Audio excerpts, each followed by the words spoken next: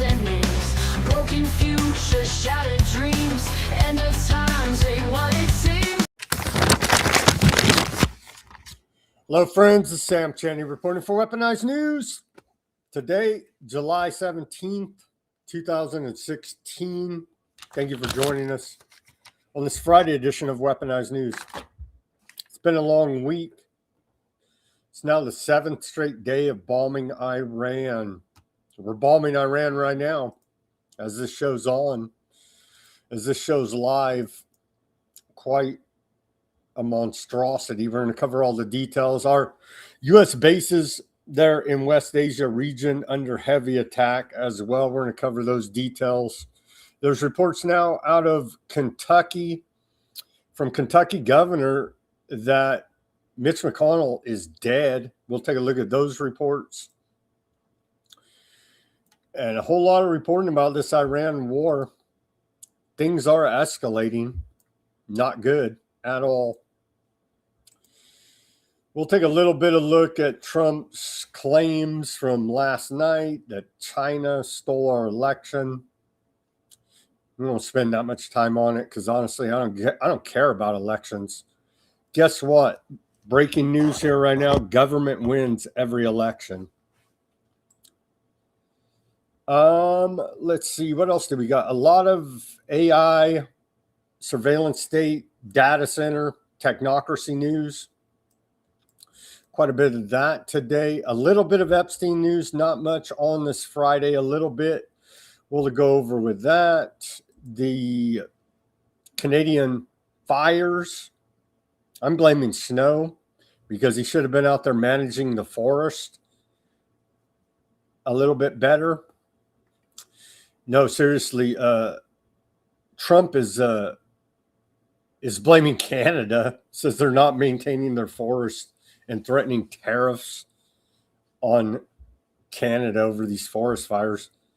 And it is creating hazardous air conditions across much of the Northeast. A bunch of, so apparently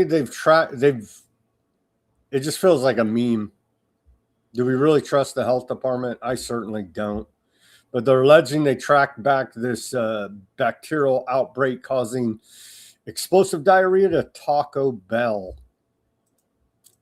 Bunch of economic news, geopolitical news. What is up with the Strait of Hormuz? It's essentially closed here now.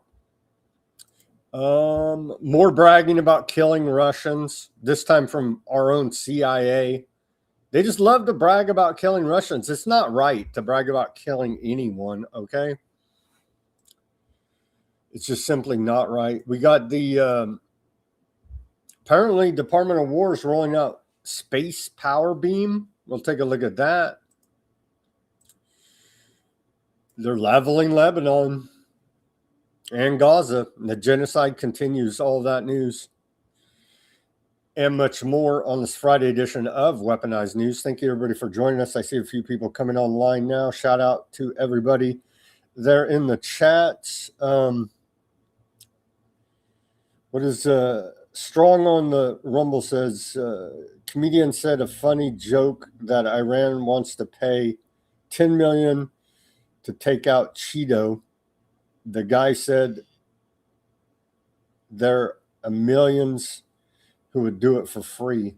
They are offering, there's a bunch of different prices on Trump's heads. It's not a joke, but yeah, I do agree that there are millions of Muslims that will gladly do it for free. I believe that's in the cards of the controllers. When is Trump going to exit stage left? Whether real, fake, it doesn't really even matter. And then insert J.D. Vance, Mr. Technocracy, the voice of reason, as he's being charted around the media lately. All right, we got a bunch of news today. Let's get through this day in history and get to all this news for you. I'm trying to get back to the right tab here. Here we go. On this day in our history of July 17th, we go back all the way to the year 1054. In the year 1054, on this day, Holy Roman Emperor Henry III has his son, Henry IV, crowned King of the Romans. 1296. This one caught my attention. On this day in 1296, illuminated Hebrew Bible, the Rothschild, and then how do you pronounce it? Pentateuch. The Rothschild Pentateuch, signed and completed by scribes Elijah ben Mesallam and Elijah ben Jahila, now in the Getty Museum. And it's this thing right here they're talking about from 1296 in the Getty Museum right here, as you can see. Teeming with hybrid figures, animal and humanoid, as well as a spectacular display of calligraphic, virtuously known as micrography, the Rothschild Pentateuch, vibrant colors and gleaming gold distinguish it from the greater part of medieval Hebrew book production. Featuring hundreds of illuminated foils in its over 1,000 pages, the Rothschild Pentateuch is one of the most elaborate illuminated Hebrew Bibles to survive from the Middle Ages. And there's the cover right there, displayed at the Getty Museum. I found that interesting. Anytime I hear Rothschild, obviously the red flags go up. Fast way forward in history on this day, 1791, members of the French National Guard, under command of General Lafayette, opened fire on crowd of radical Jacobins at Champ de Mars, Paris, during the French Revolution, killing an estimated 50 people. 1856. On this day, we saw the great train wreck of 1856 between Camp Hill and Fort Washington, Pennsylvania. It killed over 60 people. The great train wreck of 1856 in 1856. On this day, 1861, U.S. Congress authorizes paper money. 1867, on this day, we saw the first U.S. dental school, Harvard School of Dental Medicine, is established. 1898, on this day, the capture of Santiago de Cuba, Spanish-American War, Spaniards surrender to U.S. forces at Santiago de Cuba. 1917, on this day, royal family changes its name.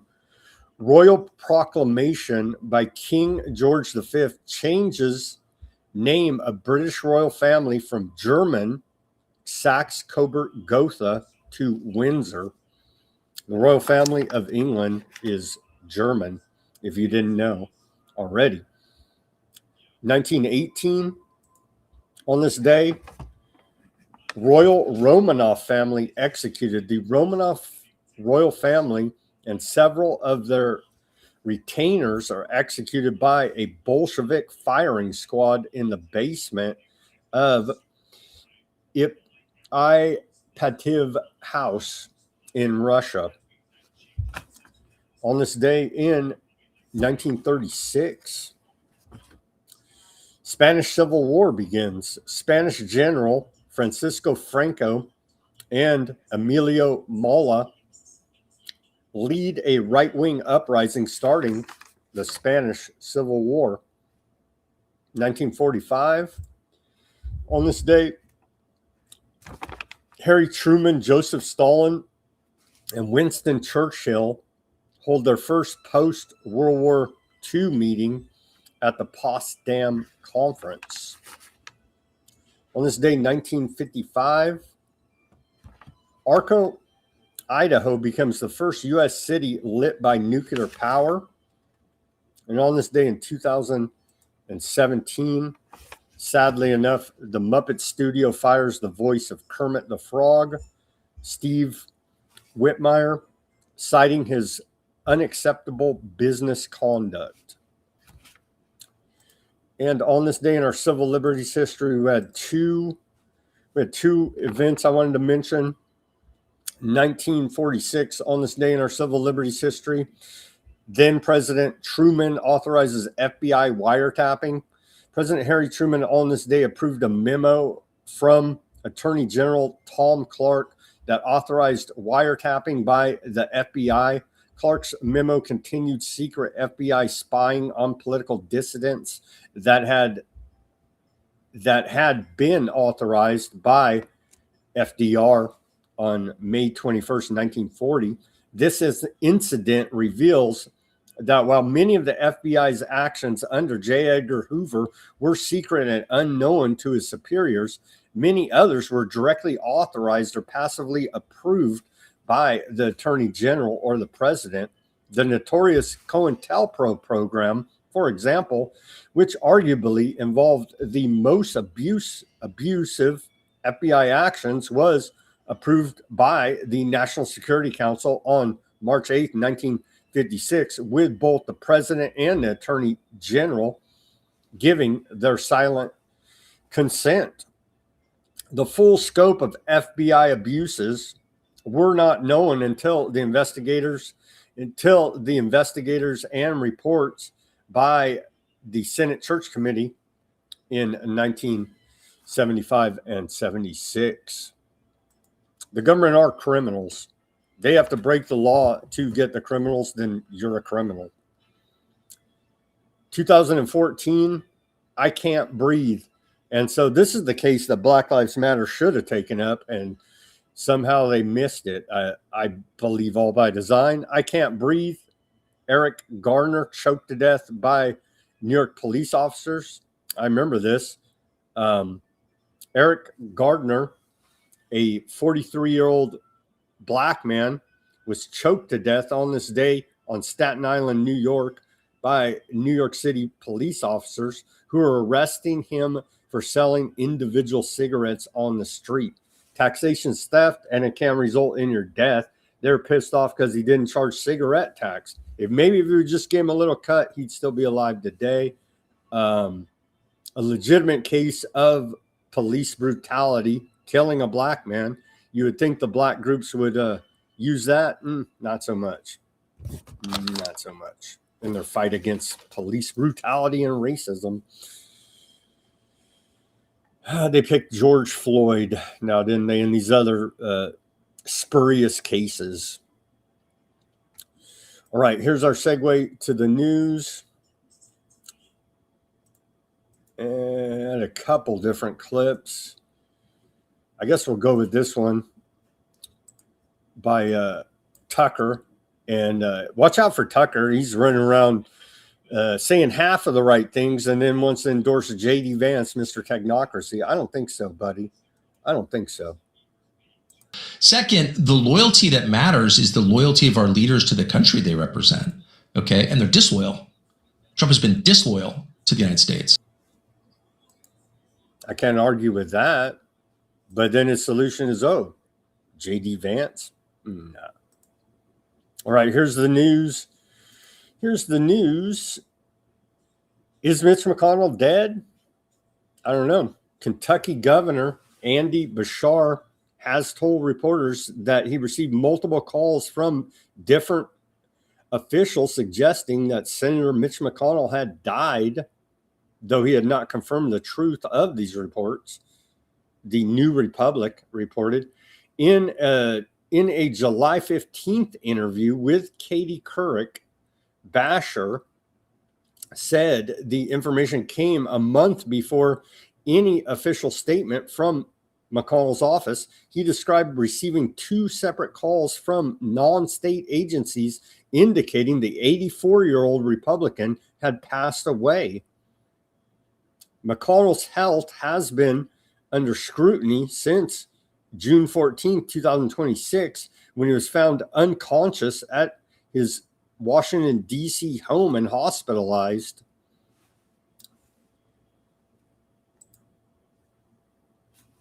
Kentucky governor says he's dead, according to 2 reports he got. We don't have official confirmation because the government lies so freaking much, man. And his group, they just will do anything to hold on to this power. And it's like, man, great public servants doing a great disservice to the public. This is out of WKYT, Kentucky. They say during an interview with Katie Couric on her YouTube channel, Kentucky Governor Andy Beshear said that he received information suggesting Senator Mitch McConnell had passed away. I think he's dead. They put out that weird message where he's like propped up with his Chinese spy wife. And like half the analysis say it's AI, the other half say it's real, but it's old. And so they keep playing these games. They keep playing these games with Mitch McConnell. I'm calling him dead here now, according to these reports from the Kentucky governor.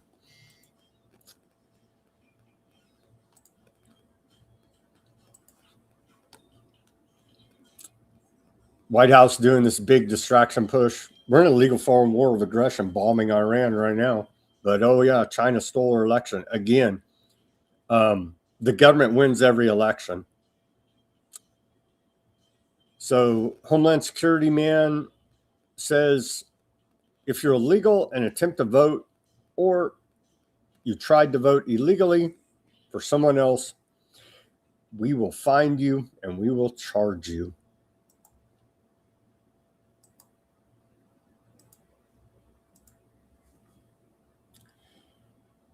I'm not even going to play the clip. I'll just read you the excerpt of it.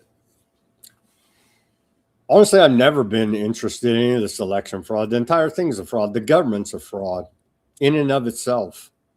So there you go. Vote harder, bro. We've identified 250,000 non-citizens registered to vote in just 4 states. This is a statement put out by the Department of Homeland Security. They're unconstitutional. They care about democracy, bro. They should all walk themselves into FEMA camps and resign. That'll never happen.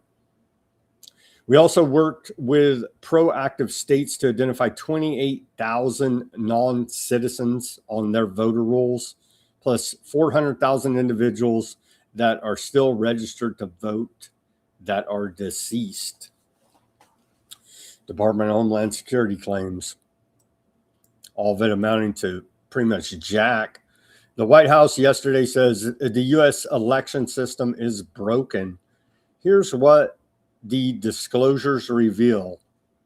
Hundreds of millions of American voter files in the hands of foreign governments, voting machines, and ballot counting systems exposed to hacking and manipulation, China and other adversaries actively trying to meddle in elections, evidence of fraud being buried, hundreds of thousands of non-citizens and dead people still active on voter rolls. When I die, don't let me vote Democrat or Republican. Don't let me vote at all. How about that? No voter ID, no proof of citizenship required. Tens of millions of mail-in ballots floating unsecured. Enough is enough, the White House says. The CIA says to support President Trump's transparency initiatives, CIA has taken significant steps, including providing declassified documents for public release, protecting our democracy and the integrity of our elections from foreign influence and interference remains paramount. This is why we produce key intelligence reports showing that Venezuela's government had developed capabilities to manipulate electronic voting systems, raising serious concerns for election for U.S. election infrastructure security. I have long publicly highlighted China's nefarious efforts to influence the 2020 election against President Trump, as evidenced by my dissent to the flawed January 2021 intelligence community assessment. The documents declassified today, that was yesterday, shed further light on China's intentions. These matters deserve public scrutiny to ensure our democracy's foundation, the security and public confidence in our elections, is unassailable. CIA Director John Ratcliffe, they're all packed criminals. Left, right, and center, red, white, and blue, criminals. DHS blaming Iran hacking. They say Department of Homeland. I guess we'll play this because it's so absurd. We know that Iran hacked our state voter files and attempted to compromise, is the best word I can use, our systems where military members used to vote. So we're working with Secretary Hegseth and the DOW to safeguard those systems and protect our military voters. Well, we're bombing Iran right now, so they're paying for it. If you can believe any of this from the CIA and Department of Homeland Security, they never lied to the people before, have they? Here's Gavin Newsom's response. He's another criminal. So Trump's going to be the most corrupt president in U.S. history, probably get impeached before his term's up. The Republicans are going to lose the midterms, and they're going to usher in another criminal, Gavin Newsom. Good job, because the government is working together against you and I, the American people, this pack of criminals calling themselves our representatives. They don't represent anything but their own self-interest and their own gang interests. Well, the only thing missing tonight in Donald Trump's speech was tinfoil. This was a legitimate 25th Amendment moment, the ramblings of a mad king. Don't get me wrong, foreign interference in our elections, that's a real thing. Nothing about what you watched tonight, though, was real. It's make-believe. He wants to rig the election in 2026. He knows. And the same with this guy. He's going to lose. He needs to rig the election before one vote was cast. That's what that whole thing was about tonight. This is a serious and profound moment. I hate his cadence when he goes like that.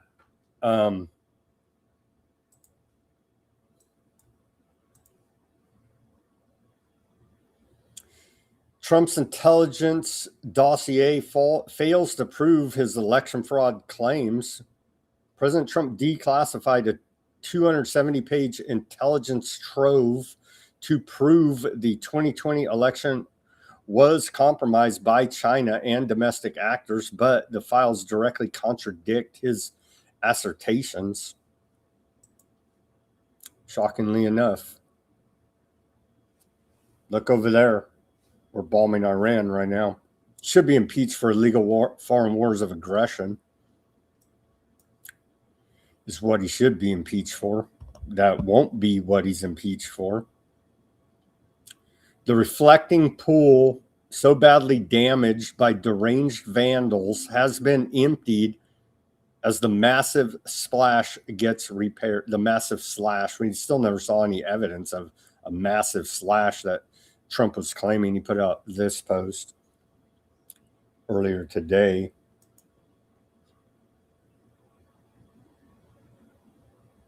Still never saw any evidence of a massive slash.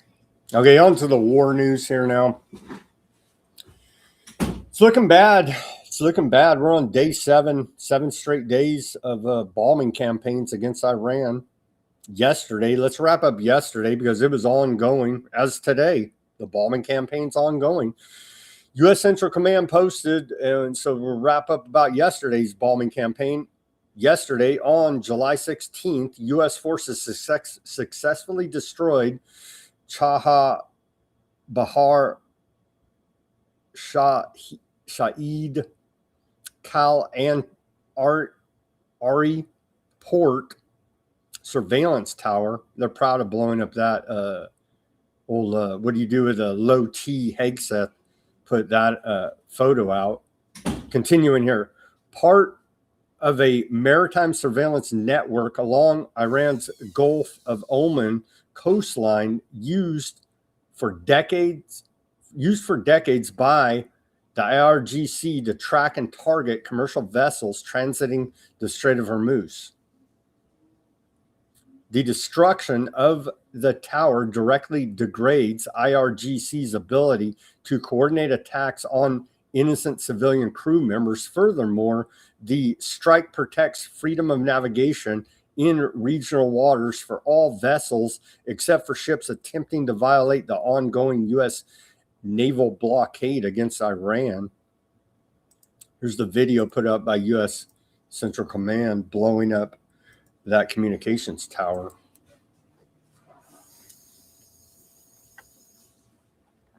Allegedly, who knows what is this from a video game? Who knows?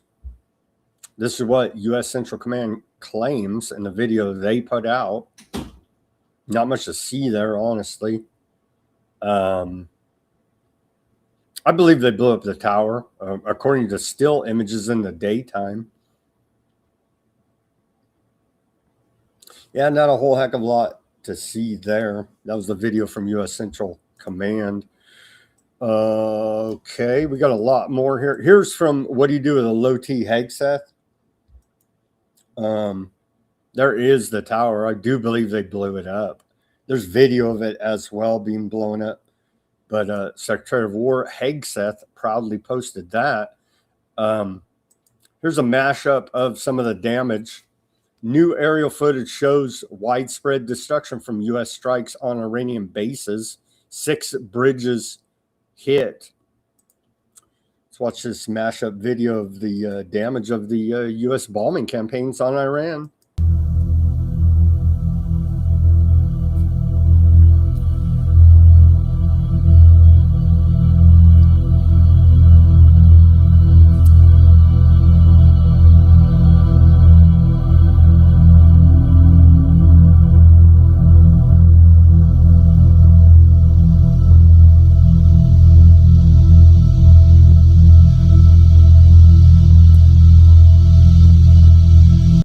Yeah, we're whacking the bridges pretty good. There you can see.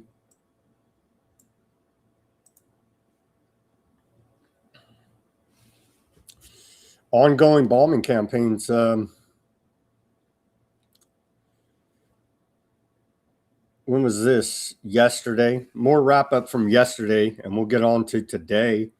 U.S. Central Command posted, U.S. successfully completes new strikes in Iran.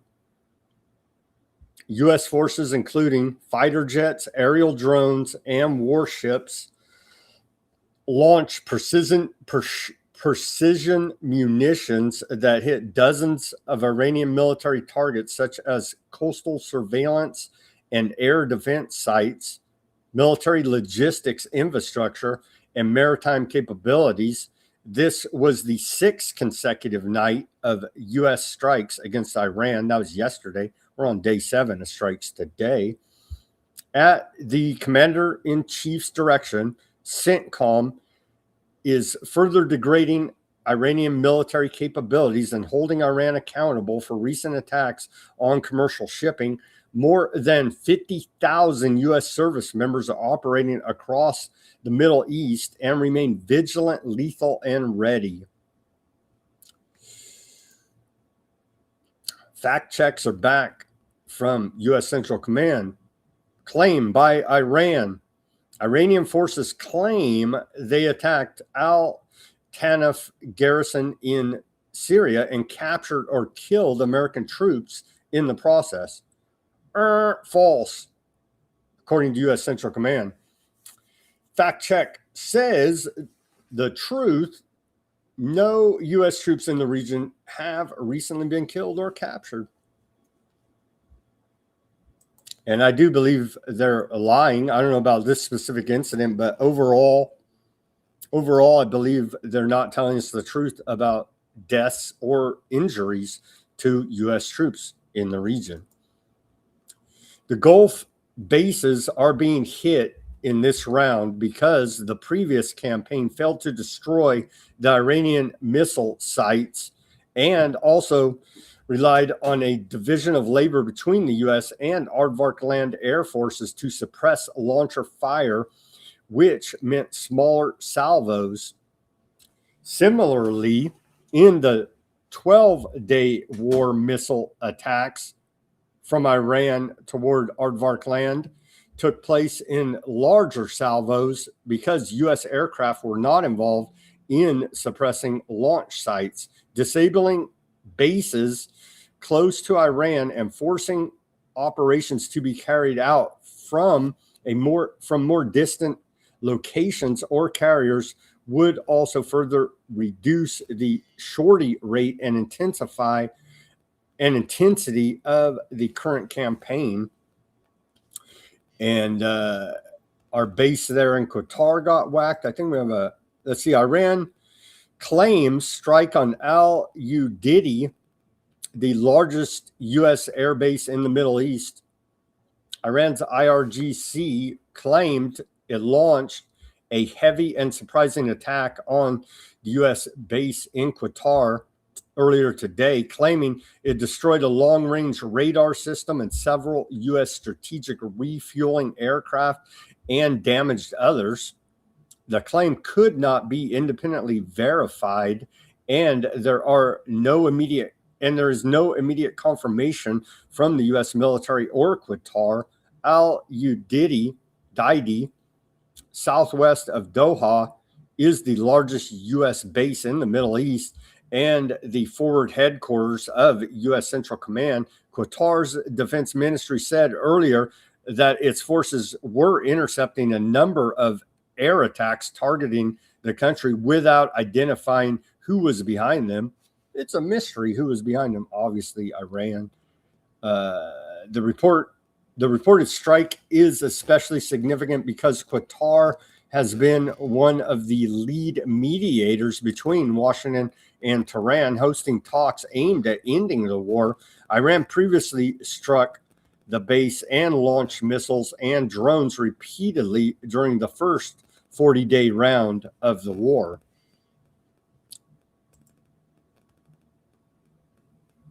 We killed a bunch of Iranians.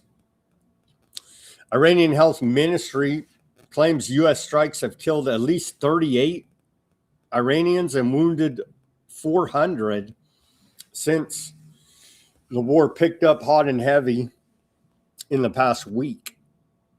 That was earlier today. Again, we showed this image, but quite an image on this bridge here. Yeah, they whacked this driver, right? Maybe, I don't know, Hollywood movie. Maybe the guy jumped out. I doubt it, right?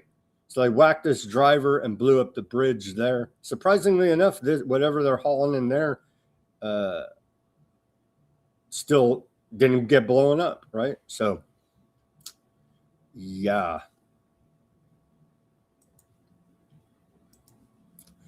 Overnight, U.S. strikes kill at least 8, injured 20 across Iran. This is last night. Reported earlier today. Overnight, U.S. strikes targeting infrastructure in several Iranian provinces killed at least 8 people and injured 20 others. Iranian state television is reporting. State News TV is reporting there in Iran. According to the report, the attacks took place last night and early this morning. Health Ministry spokesman said the death toll, we already told you that, 38 dead Iranians and 400 injured, including women and children, civilians. Separately, Iran's Tizem news agency reported that a U.S. strike on the Tepehi Allah Akbar Hill neighborhood in the southern city of Bandar Abbas killed a woman and wounded 8 others. Tazim said the woman's 1-year-old child was critically injured, suffering an amputation of one hand and shrapnel wounds to the chest. commander of the naval force of the IRGC, which doesn't exist according to Trump, said the movements of equipment of the American terrorist army are under the supervision of the naval units of the IRGC. The Americans are getting closer and closer to the 0 hour for the operations of the Iranian armed forces against the naval units of CENTCOM in regional waters. Iran hits U.S. positions in Syria, Jordan, and Oman. The strikes were in response to U.S. bombardment of several bridges and a railway station coming as part of Washington's latest wave of attacks on Iran. The IRGC announced earlier today its latest retaliatory strike on Washington's assets in the region, targeting sites in Syria, Jordan, Oman, and Kuwait.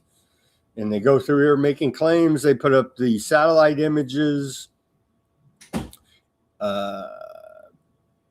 I don't know. Is that worth showing?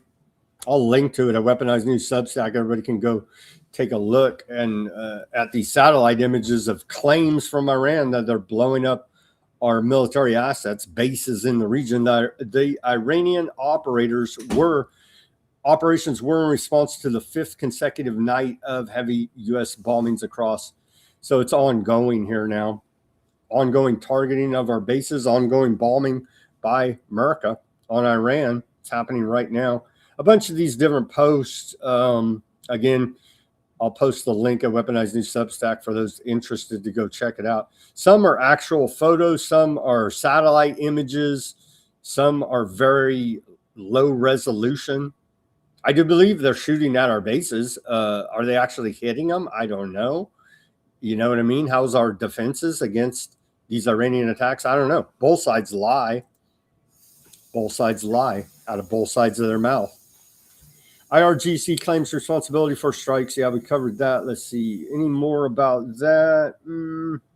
IRGC added that it launched ballistic missiles and drone strikes against U.S. military assets in Jordan, claiming to have destroyed several fighter jets and fuel tankers at bases hosting U.S. forces, including facilities linked to CENTCOM. In a separate statement, it said it targeted HIMARS launchers, missiles, and U.S. military positions in Kuwait, claiming additional casualties among U.S. forces and allied groups. They say they whacked a bunch of our troops. We say no. The IRGC has reiterated that the Strait of Hormuz remains under its control and warned that no oil or gas exports would pass through the waterways as long as U.S. military operations continue against Iran.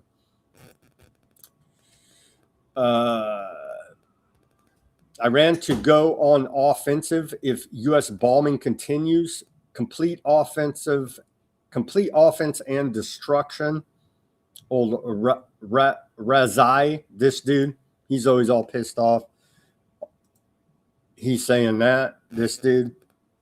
He was retired or whatever and then came back for the Iran war. And now he's a top advisor. Top IRGC advisor. He's always all pissed off on Iranian TV. U.S. bombs Iran for 7th straight day. U.S. Central Command. Latest from U.S. Central Command. This was, 4 hours ago. They posted on X. They say CENTCOM launched a round of strikes against Iran at 3 p.m. Eastern time today for the 7th consecutive night. The strikes are designed to continue degrading Iran military capabilities at the commander-in-chief's direction. Makes no sense because we've done this already. We're in Groundhog Day on a loop, or Trump's been lying to us the entire time. Take your pick. Feels like Trump's been lying the entire time, and we have not destroyed their navy, their military capabilities, had regime change, run the Strait of Hormuz, destroyed their nuclear program. None of that has happened, according to Trump claiming it multiple times. Or why the hell are we bombing them right now? U.S. Central Command says it launched a new round of strikes on Iran. Here's a map so we could see, instead of me butchering all the pronunciations, here's a map and we can see the targets according to U.S. Central Command. And so some analysts I saw out there are saying this is paving the way for a ground invasion. That may very well be the case, cutting off transit lines via train transit and via bridges, and softening up these positions on the coast for potential ground invasion into Iran. It may very well be in the works. There have been reports that it is in the works. I do believe the Pentagon and the White House have plans. Will they actually put boots on the ground, straight up invasion of Iran? Maybe. That may be coming next. And all these bombing campaigns to clear the way, that's certainly a very real possibility here now. More from Razazi. They spell his name a bunch of different ways, and it's like, it's hard to know, right? But this same dude, pissed off Iranian, that dude, right? Raizi. Anyhow, he says he's a top advisor to Iran's Supreme Leader Khomeini. He says if the United States continues the war over the next 2 or 3 days, we will enter the phase of full-scale assault and annihilation of the enemy. Said that on an interview on Iranian state TV. If this strategy is activated, we will no longer limit ourselves to retaliation, and no political border will provide security against Iran's offensive forces. He also said, we are fiercely pounding American targets. The Americans should brace for waves of missiles and drones. See, they're not that bad of terrorists. They're even giving us a heads up. Hey, brace for our big missile drone attacks. See, they're not all that bad terrorists. This guy, right? He's saying all that on Iranian state TV. All right, we'll get to more of the war reporting in the second half of the show. Let's take a look now at wowzers. They're coming at us hard and heavy with technocracy here now, scientific dictatorship, the Greater North America Project.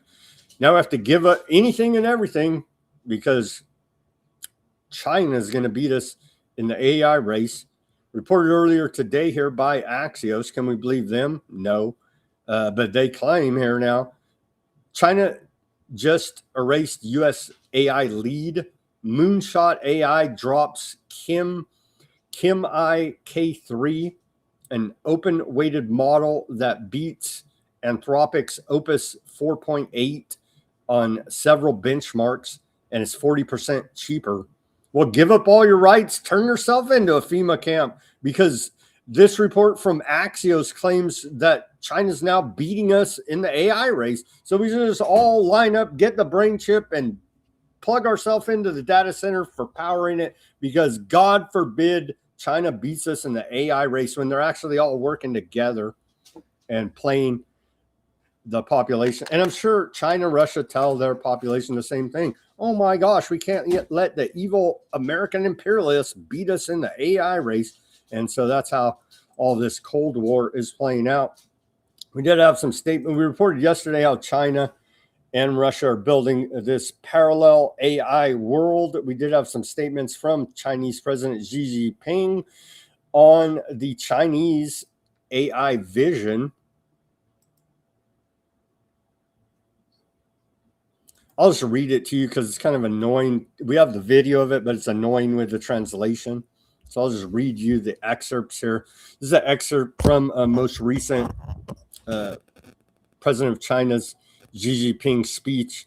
China's AI vision. He says, we must make its oversight and governance precise and effective, and consistently refine measures to forestall loss of control, we should always guide AI development with human wisdom and international consensus so that AI can truly become a mighty force that increases the well-being of humanity and advances human civilization.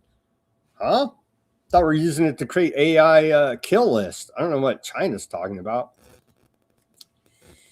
He went on to say AI development and its application should not erode or undermine the diversity of world civilizations or their uniqueness of cultures or different countries.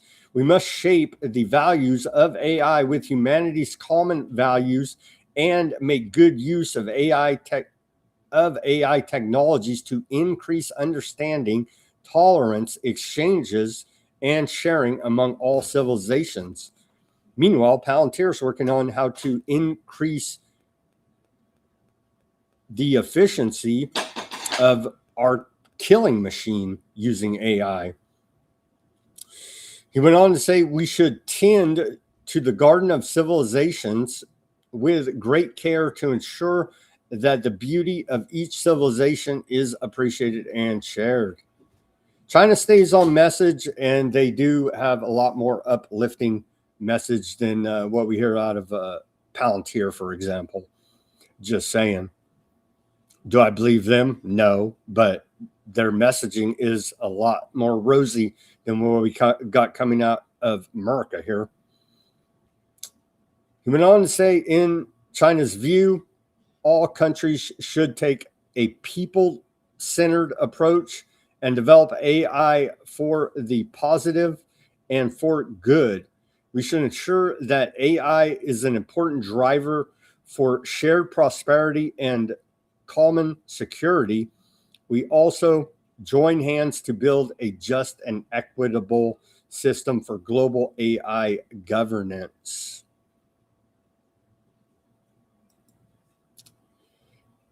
A humanoid company backed by Eric Trump is preparing its robots for war. Wired magazine put out that report. There you go.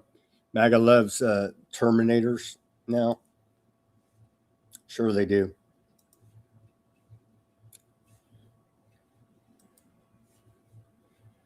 The CEO of Foundation Future Industries, which counts the president's son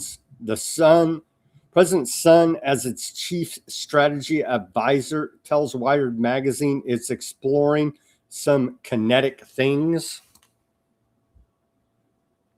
Some companies want their humanoid robots to fold clothes. Others want them in the workspace. CEO of Foundation Futures Industry have a slighter different goal: produce an all-American robot super soldier. Pat Thank, very American name there. Pathak. That's the CEO. Foundation CEO says his company plans to start giving its humanoids lethal capability soon, although he declined to share specifics. We have some kinetic things we're exploring, he told Wire magazine.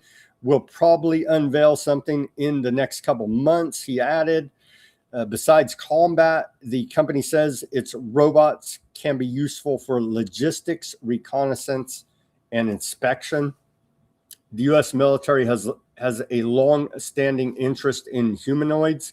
The Defense Advanced Research Project, DARPA, funded major humanoid contests between 2012 and 2015. You've all seen the videos there, right? Was it Boston Dynamics? There's a couple different companies. You've seen the humanoid robot videos, I'm sure.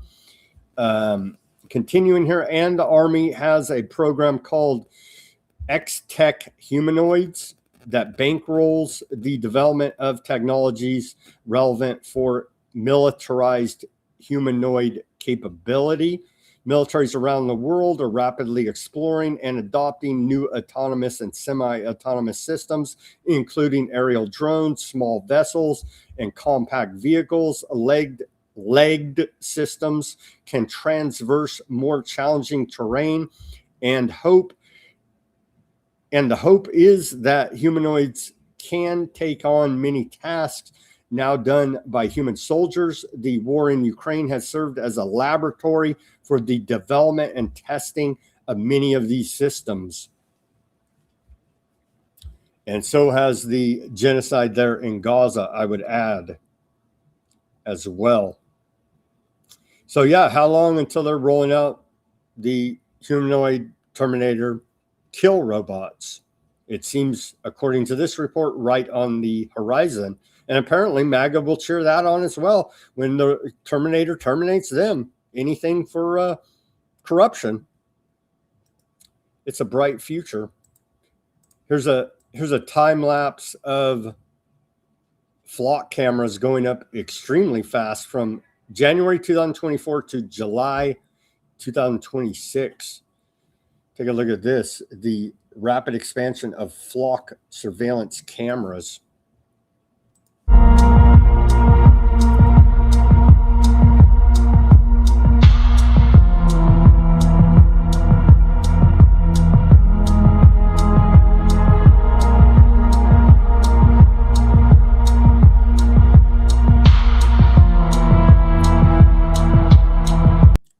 Probably nothing to worry about. It's all for public safety, right?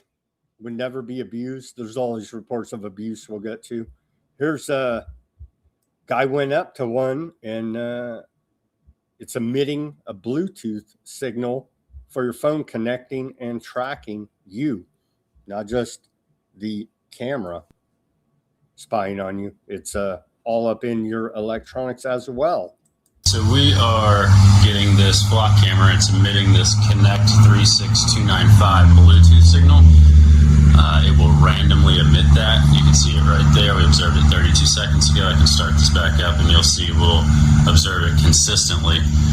This specific unit is obviously set off by human motion. Whether that's taking a picture of me is questionable, but the IR element definitely is set off from human motion. As you can see, no cars are coming. There's that Connect signal. It's a Bluetooth signal. You can see at the top there, it's coming from the back of this battery pack. I believe it's coming from that white battery module, emitting a Bluetooth signal. This looks to be a standard Falcon ALPR unit, so it's not going to be the AI video-powered condo unit. The easiest way to tell is the camera. The IR unit is more towards the top of the camera, as opposed to the Condor where they're on the middle. You'll be able to see this triggered by the cars. It's taking 6 to 8 images of each vehicle as it goes by, make, model, color, decals, damage, and then it's uploading that basically via LTE to Flock OS, where it becomes searchable, indexable, and they can refer to it later. So very extensive system. Again, we're picking up that Connect 36295 signal coming from the, what I believe is the BLE battery pack.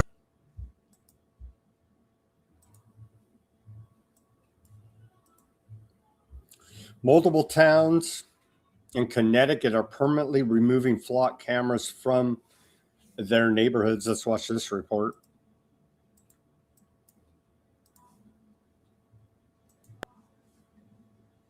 Town leaders here in Windsor say it was not an easy decision, but they have decided to pull the plug on the 16 flock cameras that were set up around town. And to be clear, these cameras are not the kind that send you a ticket if you go by speeding or running a red light. They just sit there quietly photographing every vehicle going by, noting the time, license plate, and location. If a car is stolen out of Hartford, police can access the flock cameras and see if that car went by a camera here in Windsor. But town leaders have decided to turn off those cameras because Flock Safety could not guarantee that it's not sharing its information with federal agencies like ICE. Where is the data going? Who has access to that information? Who can access that information? Is it being shared with third parties? In a statement from Flock Safety, they say public safety and privacy are not competing goals, and Flock is committed to transparency, accountability, and local oversight in every community we serve. Now, one resident here in Windsor used a Freedom of Information Act request to find out how many times camera information was accessed. He got it for a 9-week period and found out that that information was accessed by third parties more than 500,000 times in just 9 weeks. Your data accessed more than 500,000 times in 9 weeks in just that little setup they had there. It's all for public safety. These are bastard criminal companies stealing and surveilling us. Here's a clip from Tucker about it. Again, I don't trust Tucker. There's a place there called Marcus Jewish Community Center. It's a private, large community center that's kind of beloved by the community. And they have cameras on the wall there that aren't flock cameras. They're like the standard cameras you would have in any sort of business. And the community center said, okay, well, we're a little worried that there might be some sort of anti-Semitic attack. So we want to share our footage with police in case they need it, in case there's a shooting or something terrible happens. And by doing that, they shared it with Flock. So what Jason had discovered is that over 1,000 times, Flock employees viewed those cameras inside this private community center, including but not limited to the pool, the daycare center, the children's gymnastics room, and nobody had been arrested. Nobody had to answer any questions about it. In fact, they actually made it harder for Flock to collect an audit or to collect a record of who was looking at the camera internally from the company. Wait, just to be clear, it was Flock employees who were not licensed law enforcement officers. All right? grown men. Yes. All Flock employees, over 1,000 times, and they were all grown men. And they were looking at these cameras at the daycare center, the children's gymnastics room, and their defense to this was that it was a product demo for another client. And I'm thinking to myself, if I had a business and I wanted a Flock camera, if I had a police department and somebody pulled up a laptop and said, look how good this works, and then it was a children's gymnastics room, I would call the police, or hit them. I'm not sure what I would do, but yeah, that's an outrageous explanation. That's just delusional. How many They're spying on ex-girlfriends, on little kids, on you and I. They're sick freaks. The noise from a plant powering Elon Musk's XAI data center in Mississippi is keeping residents awake and destroying their quality of life. Residents in South Haven, Mississippi have organized, gone to hearings, and talked to the media. But so far, the mayor's advice is consider selling. Let's watch this short clip of residents there complaining to their government, and their government says leave. What representatives? I feel like I'm being tortured daily. I've lost sleep over this. Taylor Logsdon, a 31-year-old stay-at-home mom, says she loved living in South Haven, where she's raising her 3 kids. But that was before. I'm coming to you guys as a mother today. Now she says the power plant is so loud it keeps her family up at night. My kids, aren't getting sleep. Their grades were dropping in the school. Are you able to get a full night's sleep? Like rarely ever, no. Logsdon is suing XAI along with 2 other South Haven residents who live within a mile of the plant. They allege in the suit that, quote, near constant noise and vibrations are causing negative physical and psychological health effects. A separate lawsuit filed by the NAACP and others says the South Haven plant emits, quote, significant amounts of harmful pollutants from its gas turbines. South Haven's mayor, Darren Musselwhite, has defended the plant and said in a January Facebook post, the city is, quote, under attack by all those who choose to oppose Elon Musk because of his high-profile political stances. He warned his constituents to, quote, beware of the smokescreen of radical politics. But residents like Logsdon say they don't care who's behind the noise, they just want it to stop. There's people that are telling us that we're just politically charged. It's because it's Elon and this, and it has nothing to do with Elon. It didn't matter who owned the power plant. What they're doing is wrong, So it could be my grandma who owned it, and I'd be like, Grandma, okay, that's nuts.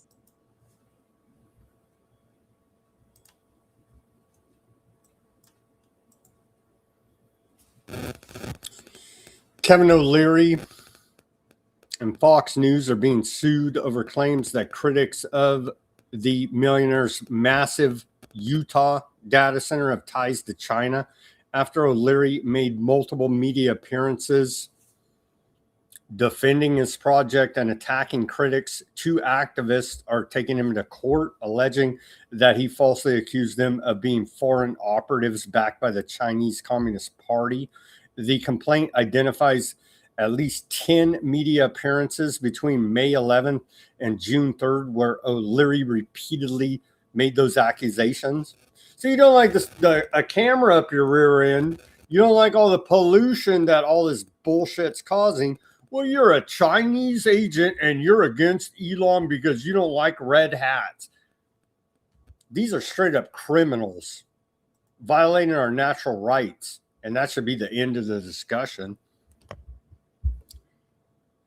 Meta is in talks to lease computing power from its AI data centers to Anthropic in a deal potentially worth up to $10 billion over 2 years, according to a report out of the failing New York Times. It's a giant circle jerk of fraud, corruption, and theft.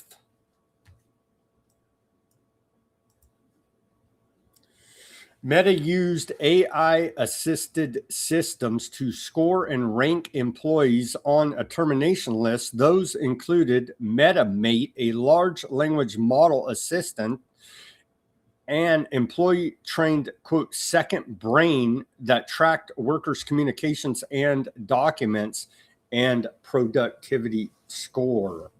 They even lie to their own workers about it.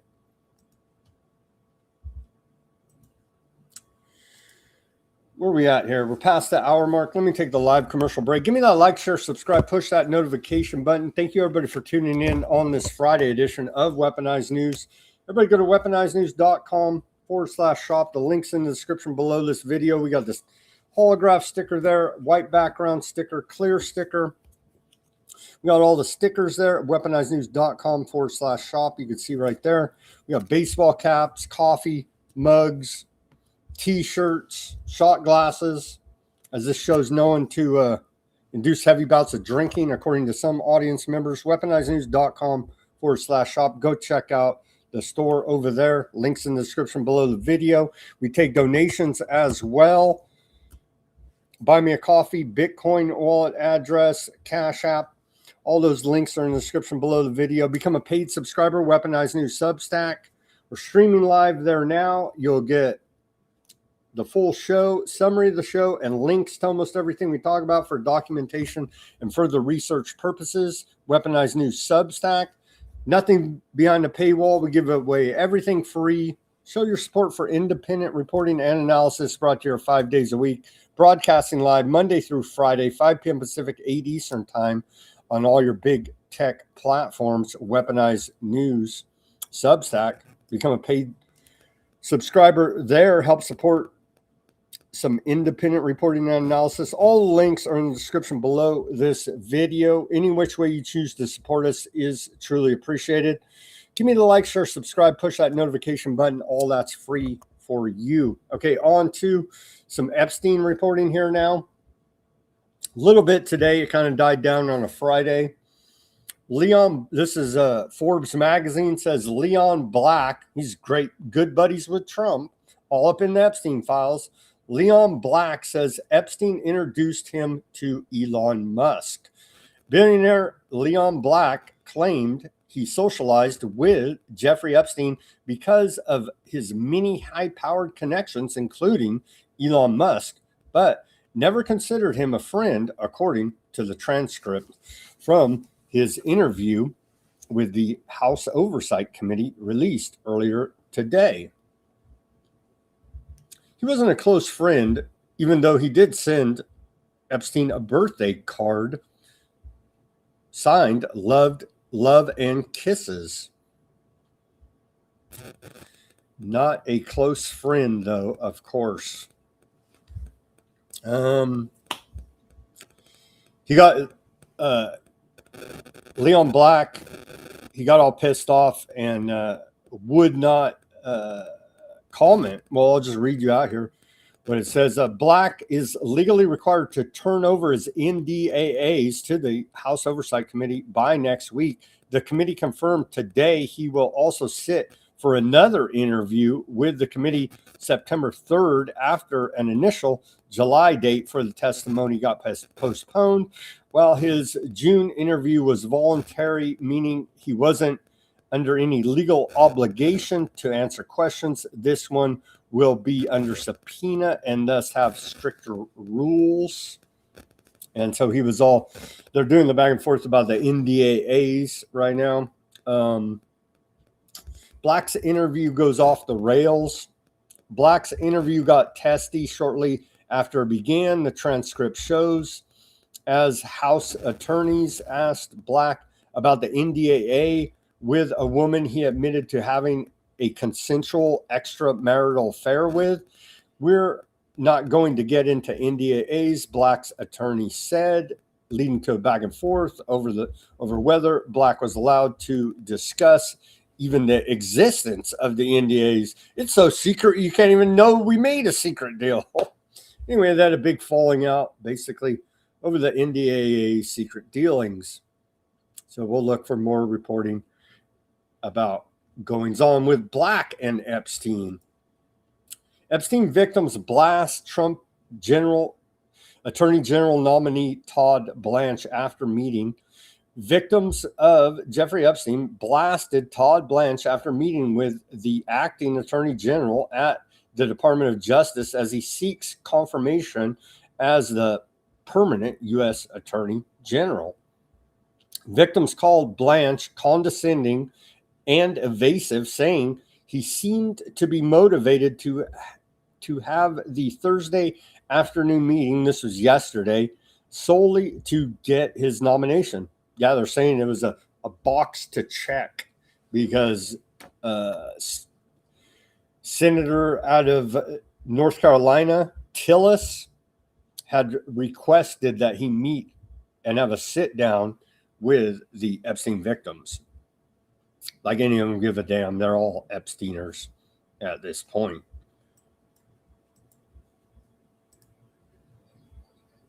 Here's a little bit about, here's from some of the victims, Sky and Amanda Roberts, how the meeting with Todd Blanche went. He won't even sit down with survivors of sexual assault on the highest level with some of the most amount of evidence and still won't prosecute against that. What is he going to do for every other survivor out there and mother and child? That is not the person you want in charge. And unless he shows something different here, nobody in their right mind, no senator should be voting yes for Todd Blanche to be the next Attorney General of the United States. Hey everyone, Suhas here. So I'm here with Sky and Amanda Roberts, sister-in-law and brother of Virginia Roberts Giuffre, and you guys finally met with Todd Blanche, the acting Attorney General, because he was told he had to in order to get confirmed. How did it go? I think it went exactly as we could have expected it to. It was the same thing he has been doing for the past 9 months. There was a lot of diversion to direct questions. There were a lot of moments where he said, I didn't say that. That's not what I said. Survivors didn't come out of that meeting feeling any more confident that there was going to be action. And in fact, in a lot of ways, we were totally re-traumatized. I don't know how much hope I have left in this administration. I think I lost a lot of hope today. I really expected more. And I want to be clear, really tried to go into this with an open mind. I didn't want to go in there just to combat and try to cause any, this isn't for media purposes. This isn't for media. This is real life circumstance. My sister is no longer here because of the type of trauma that she endured through her life. This is real. And to have Todd Blanche look us in the eye and show little to none compassion is really a slap in the face. I want to keep the door open here, but I have a lack of faith in this administration, and nothing necessarily came out of it. Do you think he'll release the files or prosecute anyone at this point? So I had asked the question in there. I said, what is it going to take for you to open an investigation? He said that I need testimony and then I need evidence. And we provided examples of both of those things. And even then he tried to scoot around what that would look like. You would think with 3 million files, you would think with thousands of victims. It's so absurd. There's all the victims here. We're testifying. He's like, what? They're There's nothing. It's just so friggin' absurd. And then DOJ's blocking state of New Mexico's investigation attempts into Epstein's Zorro Ranch. Let's watch this clip with New Mexico Attorney General out of ZBS News. It's an ongoing cover-up by Todd Blanche, Trump's personal attorney, vying to become Attorney General, acting Attorney General, and ongoing cover-up of the Epstein files. New Mexico Attorney General Raul Torres, he is currently in a standoff with the Department of Justice over its failure to release unredacted versions of the Epstein files the Attorney General is seeking in a matter very much a part of the New Mexico story with Jeffrey Epstein and Ghislaine Maxwell. Mr. Attorney General, I'm glad to have you here. I want to play another soundbite from Danielle Bensky about what the release of the Epstein files in an unredacted way did to her and other victims by releasing information that made them more vulnerable than they already were. Please listen. Todd Blanche has been at the helm of the release of nude images of survivors, the outing of Jane Does, and the exposure of more than 100 victims identifying information and documents describing horrific acts of abuse, including my own. Instead of treating this release as its own violation and holding the man who led it accountable, you have a decision on whether you place him in the highest law enforcement position in this country. Mr. Attorney General, when the Department of Justice put out a statement today saying they would try to have a meeting between Todd Blanche and survivors, it said this: "And we have always encouraged any victim with new evidence of a crime to speak with the FBI."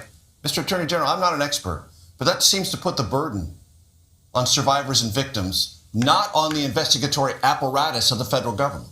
Yeah, that's right. And I think it's unfortunately part of a pattern where there really has not been enough respect and consideration for the dignity of victims. I've had the opportunity to meet with some of them, to talk to them about our investigation in New Mexico. And one of the commitments that we've made is to try and make sure that no matter the outcome of that investigation, we will listen to them, we will talk to them, and we will meet them where they are. We will put in the time and the effort and the energy to go and find them, which is exactly why we've been asking for access to the unredacted and the complete universe of the Epstein files. What do you want, and what are you not getting yet from the Justice Department? And what is it about? Yeah, so 152 days ago, we asked Todd Blanche and the Justice Department for access to the complete Epstein files, unredacted. And the reason for that is that there have been, based on the open source records, nearly 14,000 references to Zorro Ranch, that's the property in New Mexico, and yet throughout the files that we can see through that are publicly available, a lot of those documents are redacted. So names of individuals. Blacked out. That's right, either blacked out in whole or in part. And so what we believe is that there are opportunities to follow new leads, identify potential co-conspirators, witnesses who have not come forward and testified, given us information, a whole range of information that could help advance our criminal investigation. And unfortunately, the Justice Department, specifically the Southern District of New York, told us just 2 days ago that they wouldn't cooperate with that request and they wouldn't be providing that access. Todd Blanche could solve this, could he not? That's exactly right. He can solve this with the stroke of a pen. And we, frankly, have been given the runaround. First, we were told to go back to the District of New Mexico, submit a TUI request. We did that. What they returned to us were 31 pages of publicly available information, news clippings. Non-responsive. Non-responsive. Todd Blanche, Trump's personal attorney, is actively covering up. Yeah, he should not be confirmed to be Attorney General, obviously. But corrupt geriatric Republican senators, I'm sure they'll confirm him because they're corrupt pieces of garbage just like him and just like Trump. Okay, continuing here now. Trump's blaming Canada here now for these massive wildfires. We are holding Canada responsible for the fact that they are not properly maintaining their forest and brush therein. The United States is being unnecessarily invaded by filthy, polluted, and unhealthy air, the quality of which is dangerous and totally unacceptable. I will call the Prime Minister during the day to find out what they are doing about it. The cost is incalculable. Canada has refused to engage in basic forest management and debris removal, knowing that such refusal will lead to exactly this result. This is willful negligence and becoming a yearly occurrence, costing the United States billions of dollars, which cost of this pollution must of necessity be added to the tariffs Canada is currently paying. So all that don't make a difference if you're breathing in the polluted air. Now does it? Now does it? Over 100 million people are dealing with haze and smoke from Canadian wildfires as massive plumes of smoke engulf major U.S. cities. Yeah, it's pretty bad. It's pretty bad. We showed a bunch of we showed the smoggy skyline of New York yesterday. Be careful out there breathing this toxic air. On to Taco Bell. Is this a meme? It can't be real, can it? Taco Bell removes lettuce from menu after links to explosive diarrhea. Goofy. Sounds goofy, but yeah. You know what I mean? DHS to reportedly deny green card. DHS reportedly to deny green cards to immigrants who use SNAP or Medicaid, according to Associated Press. U.S. executives are selling shares at the second fastest pace in more than 20 years, according to Bloomberg. The Genius Act is a backdoor CBDC, and the Clarity Act is how you will own nothing. Aaron Day posts. He's been saying that for a while now. Trump has promoted more than 20 companies on his Truth Social account days before buying stocks in those firms, according to CNN report. Pentagon dangles $400,000 salaries to recruit Wall Street bankers, plan to lend more than $200 billion to shore up defense manufacturing, fuels hiring spree. What happened to the whole Doge efficiency in government? Who cares when it comes to never-ending war and black hole of money being flushed down the Pentagon toilets? That's a report out of the Wall Street Journal. They're allegedly seeking these bankers to shore up financing for the war effort and paying them handsomely. SpaceX stock has cratered nearly 23% since the company joined the NASDAQ 100.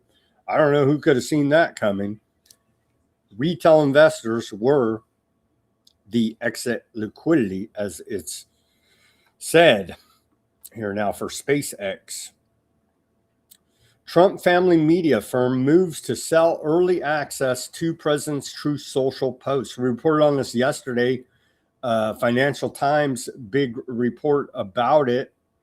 The media conglomerate controlled by the Trump family is launching a premium data service designed to sell access to the U.S. president's social media updates before they are available to the general public.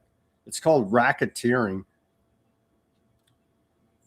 Trump Media and Technology Group announced the creation of Truth API, a programmatic data connection designed to provide rapid information transfers between software systems. The mechanism is marketed toward institutional trading entities seeking immediate notification of presidential announcements.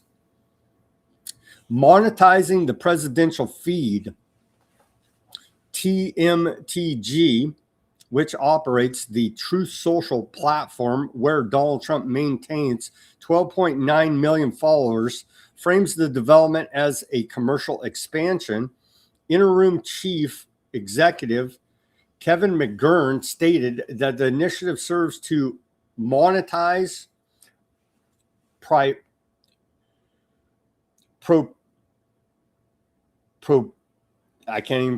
don't know why I can't pronounce the name, assets, monetize proprietary assets. The corporate entity confirmed the subscribers to the new data feed would receive updates milliseconds ahead of the public distribution. High-frequency trading operations routinely invest heavily in specialized digital infrastructure to capture such fractional time advantages. Unfiltered access to the president's feed holds significant commercial value for algorithmic trading desks. Previous executive announcements regarding geopolitical conflicts and corporate equities have immediately altered asset valuations by billions of dollars. Algorithmic market volatility. In one instance in March, crude markets saw $500 million in trading volume roughly 15 minutes before a presidential post about diplomatic discussions with Iran. The subsequent publication caused a sharp decline in oil prices and broader market fluctuations. The company stated that the service addresses a market inefficiency, noting that until now, firms that prioritize tracking influential truth posts have relied on manual monitoring. The group added that the new framework closes the gap for organizations that place a premium on immediate verified access to information. The platform is used for various formats, including multimedia and automated content generation, which have occasionally drawn controversy before being deleted. Financial strains and corporate shifts. The commercial rollout is scheduled for next month, August, with TMTG confirming that multiple institutional clients have already committed to the service. Pricing structure for the data stream remains undisclosed. The monetization strategy arrives amid significant financial challenges for the media group. TMTG disclosed a net loss of $405 million for the first quarter ending in March of this year, representing a steep increase from the $31 million loss recorded during the identical period last year. The product launch follows an announcement 6 months ago regarding a potential structural reorganization. TMTG indicated it was evaluating a separation of the social media platform ahead of a projected $6 billion combination with TAE Technologies, a fusion energy enterprise backed by Google aimed at developing infrastructure to meet the artificial intelligence industry's power requests. That's a report out of the Financial Times. Who cares? MAGA, America, USA. Trump's literally rigging the markets and getting paid for it in advance in everybody's face. I don't know. This should be illegal. I don't know. It's extremely unethical, to say the least. I don't see how it's not illegal. But I'm sure they'll pass some law, regulation, whatever. So $1 billion to Trump. Have fun trying to eat. Yay, MAGA, USA, USA, USA. We're bombing Iran right now. Truly amazing level of corruption. Yeah, the price of a gallon of gasoline is going to hit over $4. Sad to report here now. According to AAA national average for the price of a gallon of gasoline here in America, it's now up to $3.98. And I believe this most recent bombing campaign will push it past $4. There you go. Back up well past that $4 threshold, I believe, next week for sure. And so, 2 cents away from $4, and you can see the ripple effect in the economy as the price of diesel, primarily used to transport goods, massively increasing, the cost passed on to the consumer, and you can see it in all of your goods, especially grocery prices.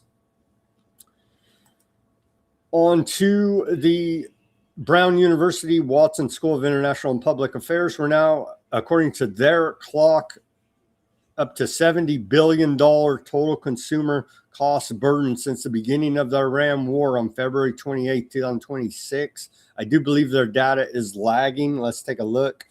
I believe it's higher than this, but there it is, a cool $70 billion consumer cost burden since the beginning of the Iran war. And they did tweak up their cost per U.S. household. You can see down here, spread across both gasoline and diesel. Now, for the honor of killing Iranians, $534.05 per U.S. household, spread across both diesel and gasoline. The cost burden, it costs a lot to kill Iranians. Strait of Hormuz essentially closed. A tanker was struck by an unidentified projectile. Reported earlier today there in the strait. The vessel sustained minor structural damage to its port side. All crew members are safe and accounted for. No environmental impact was reported. And that's out of UK, what are they called? UKMTO, one of the outfits monitoring the traffic there in the Strait of Hormuz. Here's that post right there about the attack. A record of just 3 commodity ships passed through the Strait of Hormuz as of yesterday, according to Reuters. The drop in traffic, a result of the reinstated U.S. Navy blockade, has led to widespread shipping delays and a resulting surge in global energy costs. Again, it's an engineered global energy crisis, i.e., engineered global famine. Only 8 Strait of Hormuz crossings were recorded yesterday, according to Kepler. You can see right here another tracking outfit that's tracking traffic through the strait. Iran says it's closed. So again, the blockade, one side of the strait, America's with a gun. The other side, Iran's with a gun. Both sides are saying, pay me or we shoot you in the face. I guess we don't even say it in America. We just say, let's shoot you in the face for the hell of it and call you a terrorist at this point. Iran's trying to profiteer out of the closure of the Strait of Hormuz, and they have profiteered quite handsomely off of it.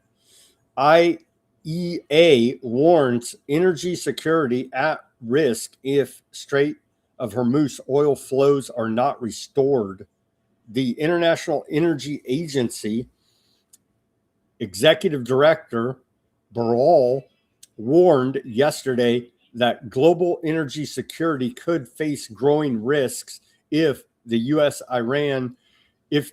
States and Iran fail to restore higher oil flows through the Strait of Hormuz in the coming weeks. He said oil security is still a critical issue at an event hosted by the Council on Foreign Relations.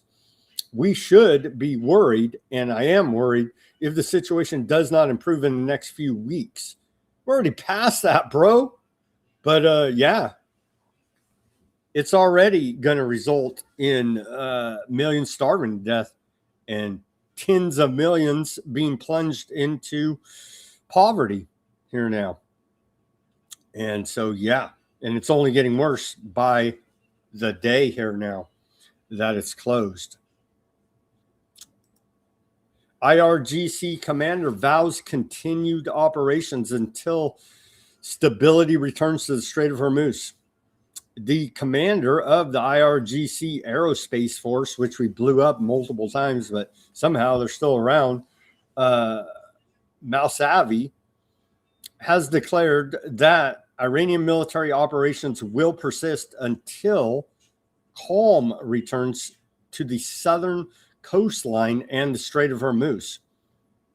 In a public statement issued earlier today, he went on in the statement to say that the IRGC formally claimed responsibility for a series of retaliatory strikes. We covered that against U.S. military bases across the region in Kuwait, Qatar, Oman, Bahrain, Jordan, and Syria. He added a couple extra ones to the previous report there. Continuing in a statement, he said, in our strategic calculations, every part of our territory is equally sacred. From Tehran to the south, Iran is one indivisible whole. Our precise and effective strikes against the enemy launched from across Iran will continue until calm is restored to the southern coastline and the Strait of Hormuz. The declaration marks a sharp intensification in the regional confrontation occurring as the United States maintains a naval blockade of the Strait of Hormuz, following the conclusion of 6 consecutive nights of U.S.-led bombing campaign, which have increasingly targeted civilian infrastructure within Iran. Tehran has signaled that its defensive and retaliatory posture will remain in effect until the transit route is secured from foreign military interference. Not good. We're on day 6, bombing them right now. China, Pakistan urge U.S. and Iran to halt fighting and resume peace talks. Chinese Foreign Minister Wang Yi and Pakistani Foreign Minister Dar Ishaq Dar called on the United States and Iran to stop fighting and return to negotiations during a meeting in Shanghai earlier today. According to a statement issued by China's foreign ministry, the two ministers expressed concern over the deterioration of the current situation, calling on the involved parties to immediately cease hostilities and return to dialogue, describing the agreement as hard won. Wang said, "Peace is before our eyes. We cannot fall at the last hurdle, and even more so cannot lose what we have gained." I don't know what we gained here, honestly. I think he's talking about the MOU. That's gone. It was never a thing. It was a fake psyop by the White House. Anyhow, bragging about killing Russians, NATO had all over the media bragging about killing 30,000 to 35,000 Russians a week, or a month, excuse me. And then yesterday we reported on that Australian newspaper bragging about training Ukrainians to kill Russians, how wonderful it is. Today, Defense News, the CIA bragging about how wonderful it is to kill Russians. Russian troops survived just 20 to 30 minutes on Ukraine's front lines, CIA director says. Russian recruits arriving on the front lines in Ukraine survive an estimated 20 to 30 minutes before they are killed or wounded. CIA Director John Radcliffe said 2 days ago on Wednesday to Defense News, marking the first time a senior American intelligence official has confirmed how deadly the war has become for Moscow. The assessment comes as Ukraine's battlefield technology has stalled Russia's advancement along the front line and drawn foreign partners ready to spend billions of dollars in deals with the defense industry. European and Ukrainian officials have said for months that Russian casualty rates have climbed to record levels, with Ukraine's top general telling NATO allies in May that Russia loses at least 1,000 soldiers a day. That's where this number 30,000 to 35,000 a month comes from, that NATO, again, is running around bragging about all over the place. That's because AI-powered drones have gotten to be such specialized, low-cost killing machines, he added. Wowzers. It's just all quite horrific. The Russia to Ukraine casualty rate reached nearly 8-1 in the first half of this year, up from roughly 2-1 or 3-1 for most of the war, as AI-powered drones expanded across the front. According to the Center for Strategic and International Studies, more than 2 million soldiers on both sides have been killed or wounded since Russia's, of course, unprovoked invasion, right? Sure it was, into Ukraine in 2022 of February. Yeah, we reported on that. So yeah, over 2 million if you add up both sides. It's just quite horrific bloodbath. The day before, the European Union and Ukraine signed a drone production deal in Kiev worth over $6 billion. So they do love killing themselves some Russians, and they will pay a lot of money for that ability, and they will brag about it all over the media, tragically enough, here now, as the Russia-Ukraine war rages on. Now to our own Department of War back here in America. Who's this guy? Some undersecretary, or he's the PR guy, the propagandist, Sean Purnell from the Department of War, says reporters do not have a First Amendment right to freely roam the halls of the Pentagon. The Department of War welcomes the D.C. Circuit Court of Appeals decision granting an emergency motion for a stay, a big win for protecting national security. The court found that we are likely to succeed on the merits of our argument, so the policy remains in effect while the case moves forward on an expedited schedule. And they're talking about, not talking to reporters, national security. Obviously, American people don't need to know jack about what's going on with all these wars fought in our name and funded by our tax money and the debt on our back, because national security, of course. So that's wonderful. Talking about this ruling right there to help taper the Pentagon answering any questions about anything. God forbid they be accountable to the public. So the Goy beam, as Snow likes to call it out there, this is not that, but similar. Out of the Department of War, our space power beaming solicitation is a game changer for power generation. Apply now. And they put out this fancy meme, and that's on the thumbnail for today's show. A new dawn in power transmission, space power beaming, unlimited power wherever you are, powered by the Defense Innovation Unit.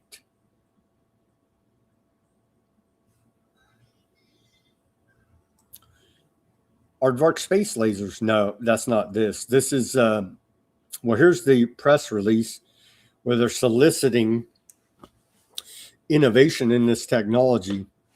I'll put it on the screen for you here. Space power beaming, SPB.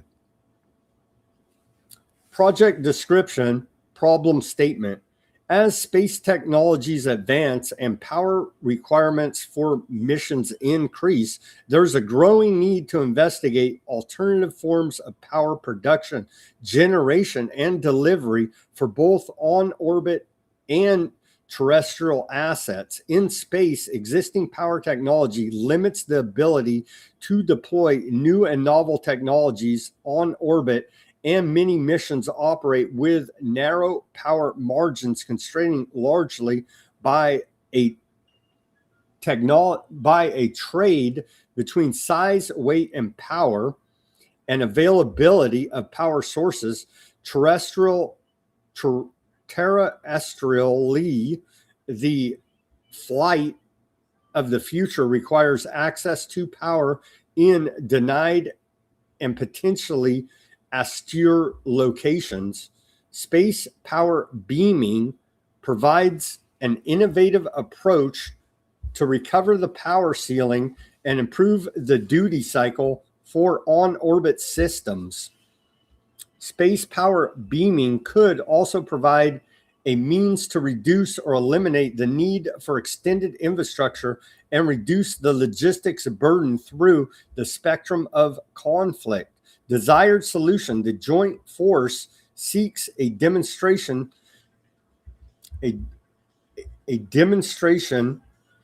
traceable to a future operation capability that will inform architecture decisions. SPB is envisioned as a multi-orbit utility, enabling long-range power delivery to multiple orbital regimes: low Earth orbit, LEO; medium Earth orbit, MEO; geostationary Earth orbit, GEO; and beyond, and terrestrial locations. This could enable a number of applications of interest to the Department of War, such as edge computing, in-space manufacturing, and power delivery to forward operating locations and unmanned systems. Multiple approaches are under consideration, including power as a service or United States government-owned operated systems. While it is expected that SPB will eventually be multi-orbit capable, the Joint Force desires a narrow-term LEO-based prototype and demonstration to evaluate the military utility of the capability. Space to terrestrial power beam. Let's get in here. Space to space power beaming. Complete commercial solutions for transmitting power to space-based receivers. Space to terrestrial power beaming. Complete commercial solution for transmitting power to terrestrial-based receivers. Power beaming receivers. Complete commercial solutions for receiving and converting the power that was transmitted.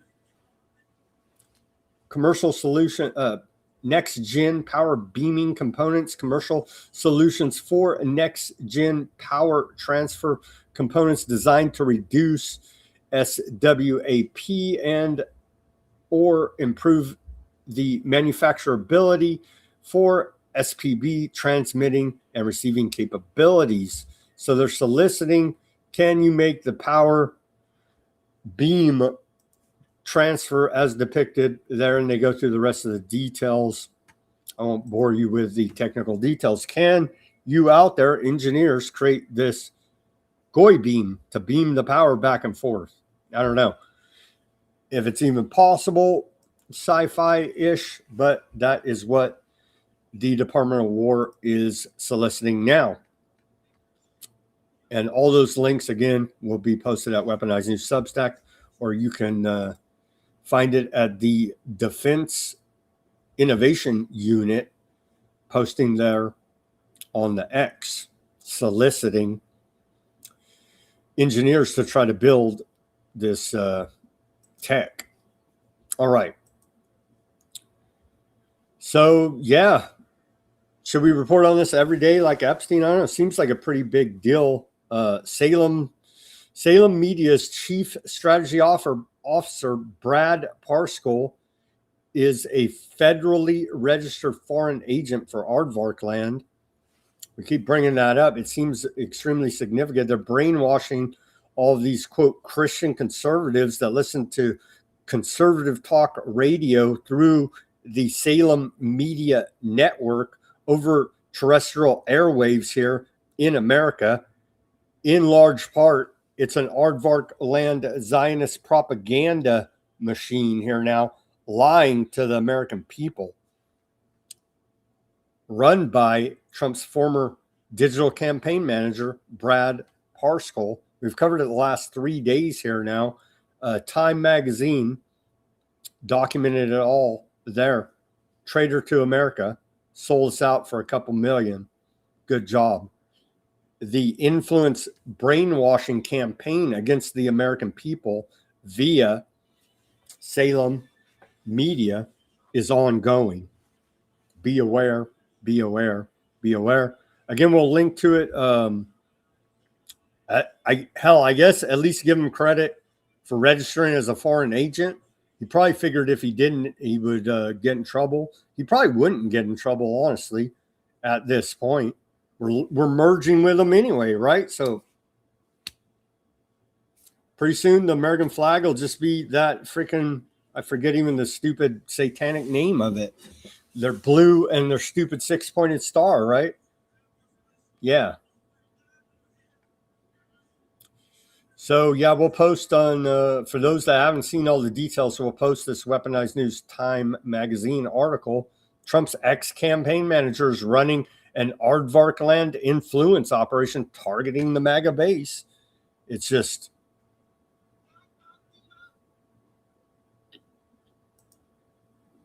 amazing, the level of corruption, treason by these people calling themselves American patriots. It's beyond the pale. Odysee,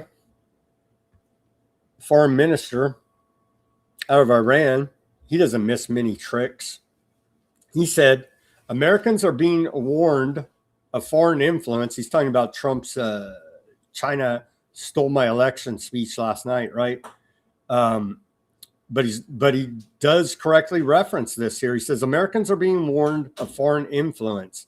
How about the extensive aardvark land campaign to bamboozle the U.S. administration into an unwinnable war of choice?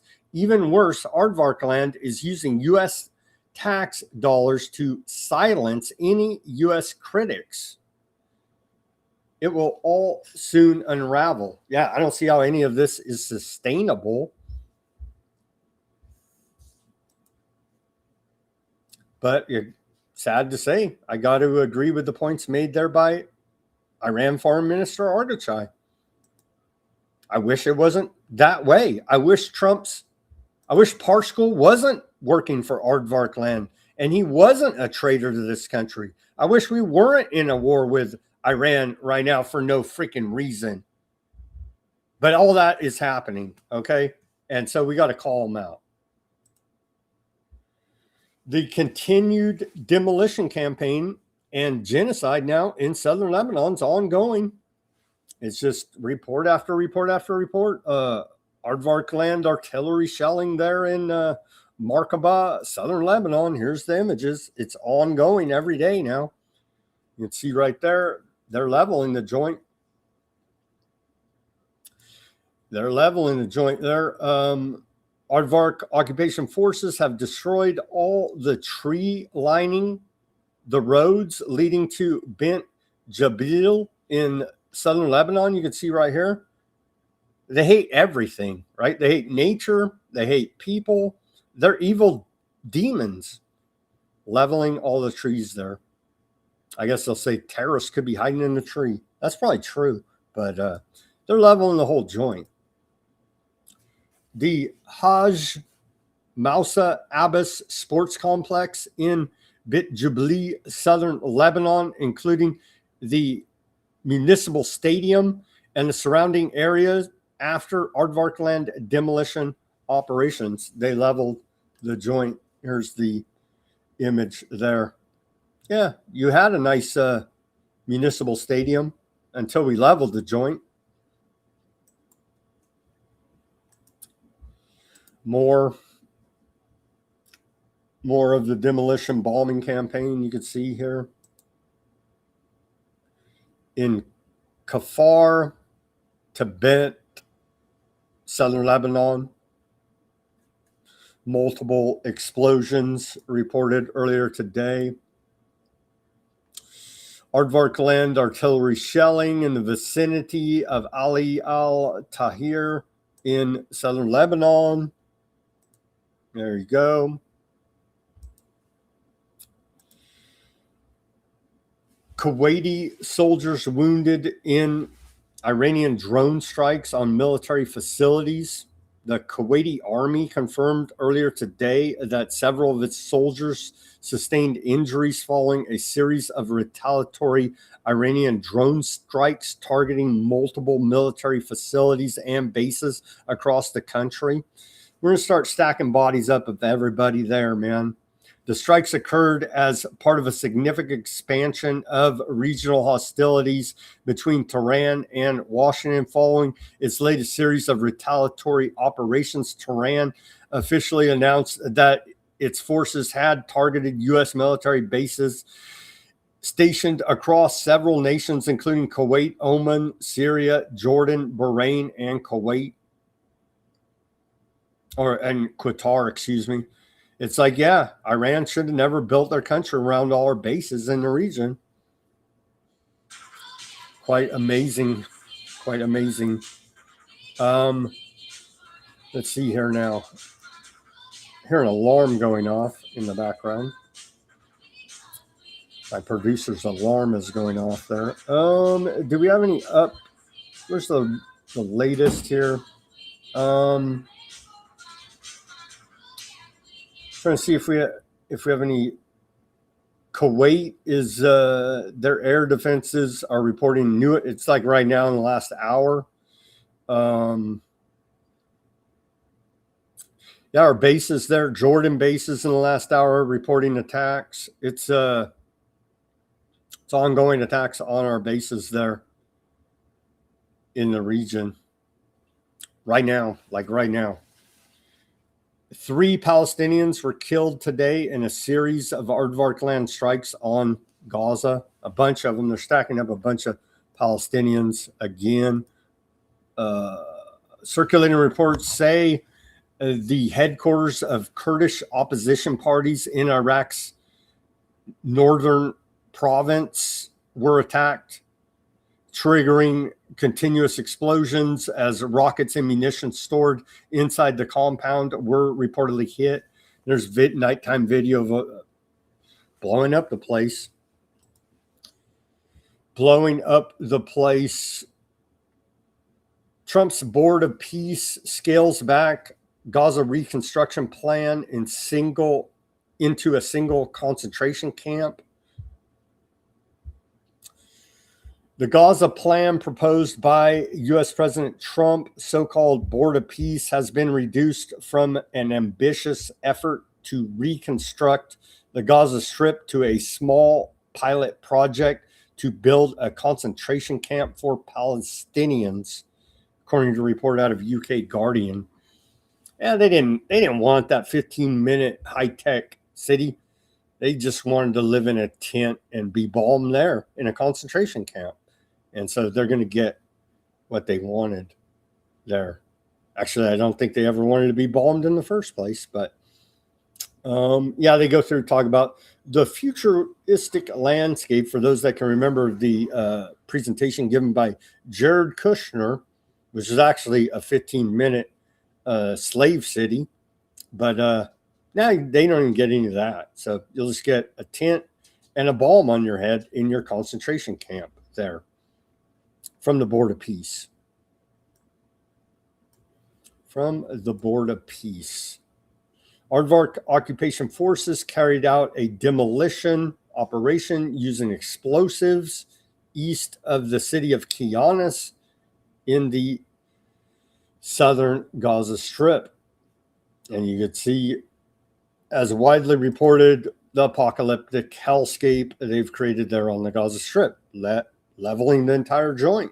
It's an ongoing operation. Occupying 70+% now Aardvark land forces target the funeral of Palestinian that had been killed earlier in the day. They're targeting refugees in tents, and then when they have a funeral for those refugees that they just killed, they kill the funeral as well. So it doesn't get much more evil than that. They won't even afford the Palestinians the grace of mourning their dead.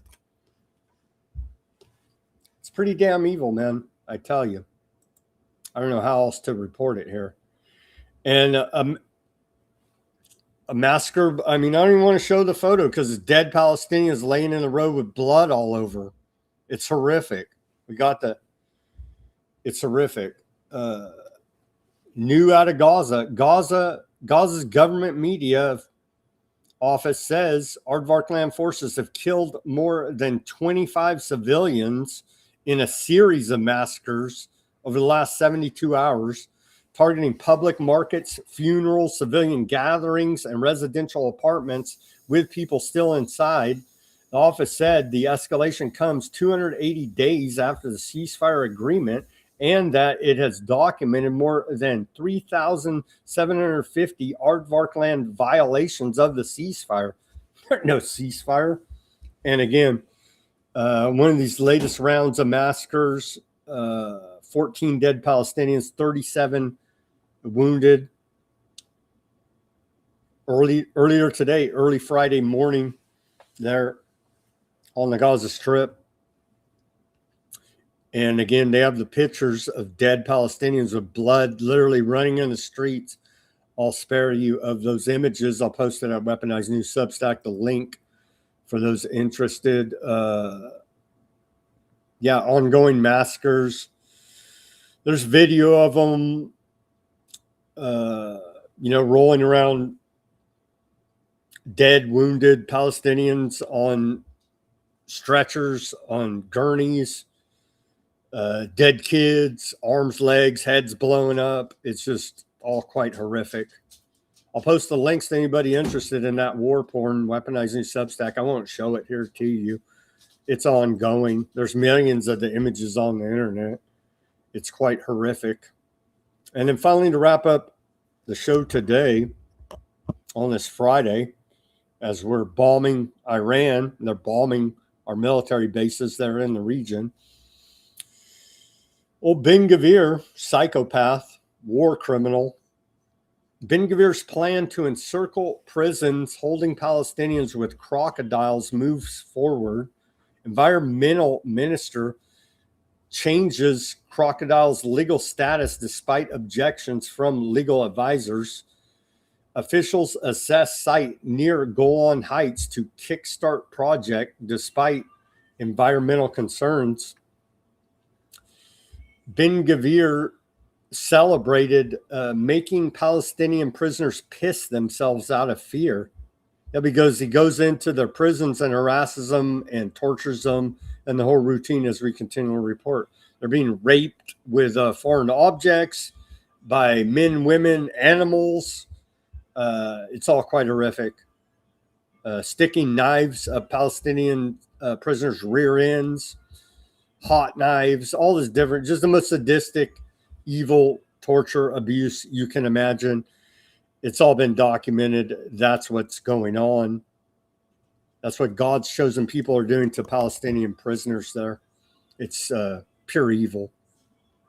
Pure evil. Not my God, but that's according to the evil Aardvark's own accounts. All right, that's all the reporting we got for today. Let's see the latest, greatest headlines out of Iran International. Yeah, I'm blowing up stuff right now. Iran International latest headlines here. U.S. hits tunnels, more bridges on 7th night of attacks on Iran. Central CENTCOM says latest wave of strikes against Iran complete. I guess it's over now, thankfully, until the next round.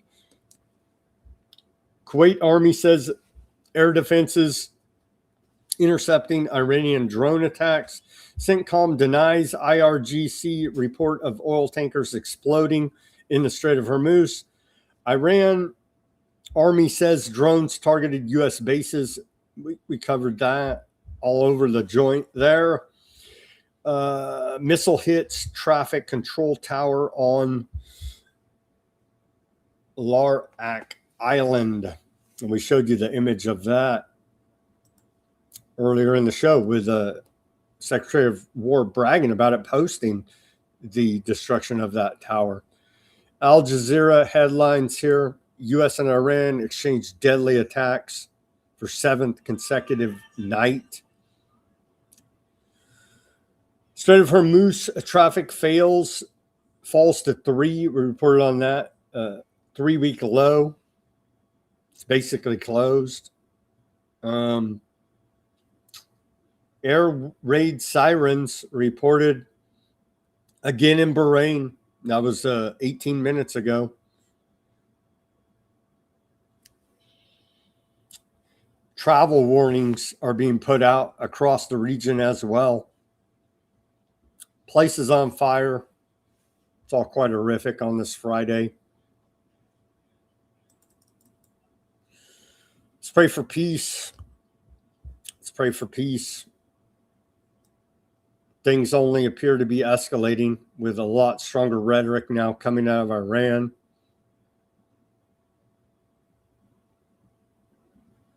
The tit for tats. It's all quite horrific here now. But hell, Trump's family set to profiteer handsomely, and that's really all that matters. MAGA, go America, USA, USA, USA. All right, let's go over to the channels now, see if we had any chat going on the Odysee channel first here.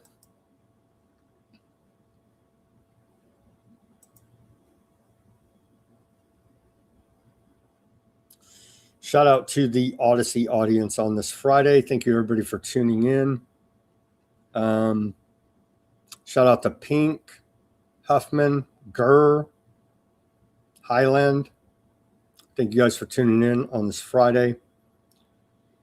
Let's see. Looks like some conversations back and forth. Exactly. Highland says, why are you in Qatar? Maybe fix a pothole. That's for all government, right? All our Western governments here. Oh, who cares about the domestic population? We got terrorist Iranians to kill.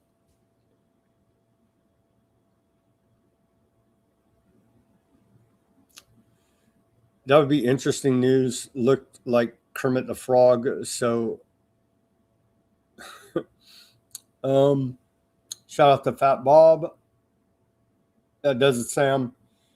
I am now compelled to write a strongly worded letter to somebody. Could work. Could work. Could work. As we reported all this week, massive protests against the spy centers, against the flock cameras. People go to their city councils, their county boards. Just massive protests, and they literally laugh in your face. Ha ha! And they even say, "Yeah, we're going to say we're against this." And then turn around the next day. Oh, it turns out we're for it. It's just the level of corruption and just disconnect between the American people and our government is all-time record high, or at least it's self-evident here now with all this media technology. They can't deny it. They still don't care. They still don't care. The government's an organized crime syndicate at every level here now. And the government wins every election. Go China. You know what I mean? It's just beyond the pale of ridiculousness here now. When the government's real only job here in America, the only reason we have a government is for it to uphold our natural rights. Or why even have a government? To lie, cheat, steal, send us off to illegal foreign wars of aggression? That's what they do. They don't uphold our natural rights. There's a line there in the Declaration of Independence, America 250, that says when your government gets tyrannical, to paraphrase them, overthrow it. Just saying. That's what the founding document of this country says.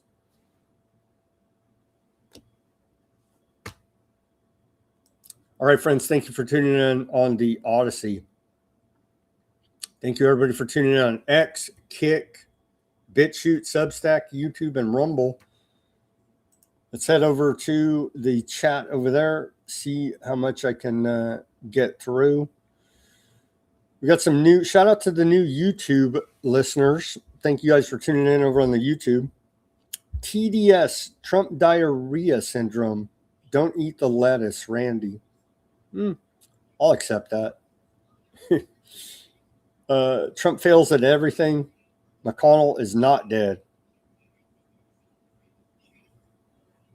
According to the governor of Kentucky, he is. Maybe he's lying. I don't know. Maybe the governor of Kentucky is lying about all of this. Could be.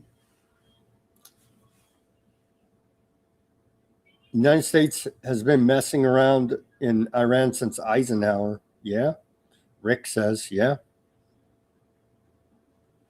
Fat Bob says, Trump lies, please. My president, right or wrong? I hear you. Chris says, only a fool would support Democrats. Who's supporting Democrats? I don't support any government.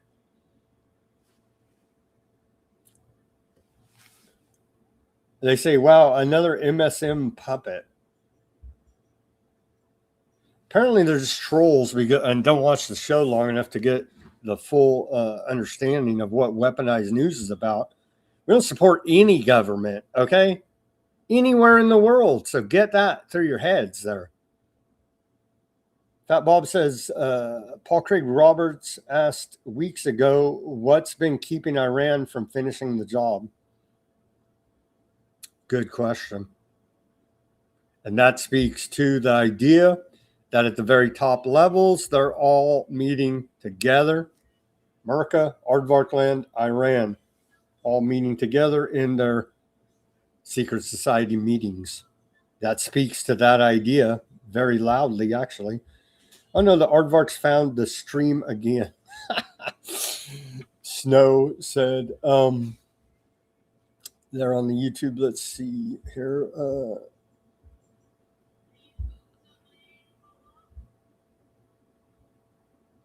It's an AI race. The winner controls the world.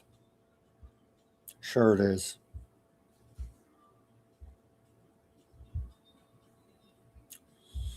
F-lock, you will be absorbed, Max says. Oh, man. 500,000 times in just nine weeks. Yeah. Talking about third party accessing that data. That's just for our own public safety, of course. No one would ever abuse it. That's all they're doing is gathering up all this data and abusing it. It's just so absurd. Maggie uses Jim Jordan's tongue to wipe their arsenal. That was a pretty good one. Python on the YouTube. That was a pretty good one. Dump Trump, dissolve ICE Stapo. Shout out to Ruckus. What does he say? Sorry, been busy AF. We are getting ready for a boiler room tonight. Be sure to tune into the boiler room with Ruckus and the boiler room crew over there after Weaponized News. Yes, tune in there. Let me wrap this up because boiler room's coming on. Let's see. I appreciate all the comments. Most of them are okay, I guess. A lot of new people. I voted for Trump because he promised no more wars. Don't hate him, but treason is a serious thing. Yeah.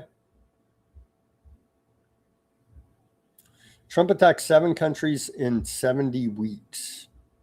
I don't know if that's true, but Iran is not a new war. What? God save America from fascist Trump. Lincoln is greatest American president. Obama is greatest president of the 21st century. Obama's worst president in history. Oh my gosh. Guys. I just can't do the partisan politics. We're nonpartisan here. I refuse to do it because it's nonsense. Shout out to Denver. He says, oh, this means a lot coming from Trump, who can't speak without lying. You should read Don Quixote for audiobooks. Hooked on Phonics worked for me. You try to read all these crazy Arabic names.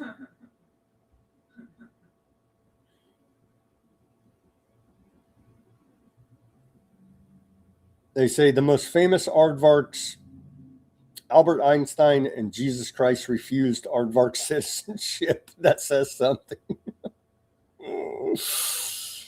Oh, man.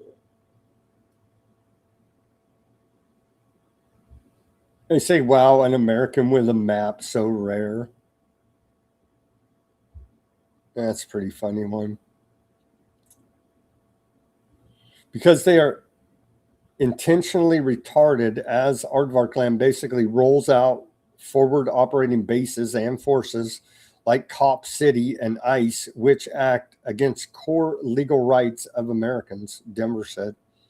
Zio, you saw the Trump speech where he said that most Americans don't know that dumb is spelled with a B, right? I do remember that. That was last week. So stupid. What is worst source of news, Fox or CNN? Probably Fox, honestly. Did Mitch die? According to Governor of Kentucky. According to Governor of Kentucky, we covered it at the beginning of the show, the reports.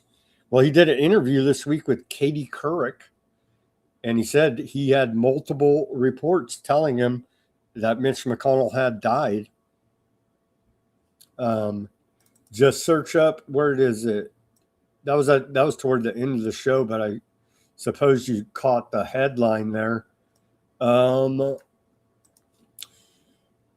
Yeah, Governor Bashir of Kentucky suggested he received information suggesting McConnell had passed away in a new interview. And we covered it at the beginning of the show. During an interview with Katie Couric on her YouTube channel, Governor of Kentucky, Andy Bashir, said that he received information suggesting Senator Mitch McConnell had passed away before the senator's release on July 12th about his health following his hospitalization. He said, I'd gotten 2 calls from different agencies, not state agencies, suggesting he'd passed away. Direct quote from Kentucky governor.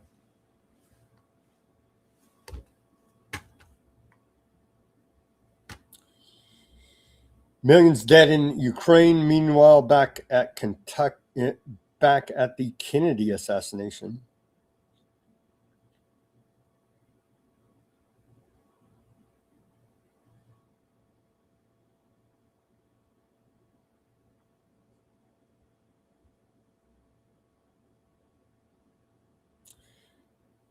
Graham on the YouTube says American evangelicals are Satan's favorite useful idiots. Yeah, I'd have to agree with you. An oath to the star will do.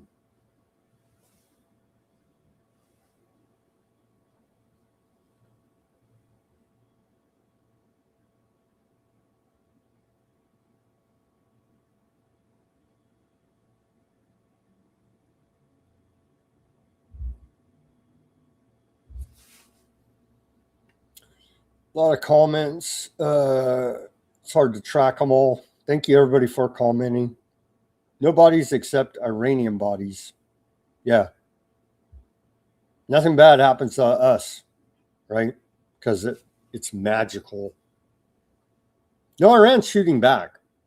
Sorry to report. Iran is shooting back. McConnell's been dead for 6 weeks. Miss D says. May very well have been.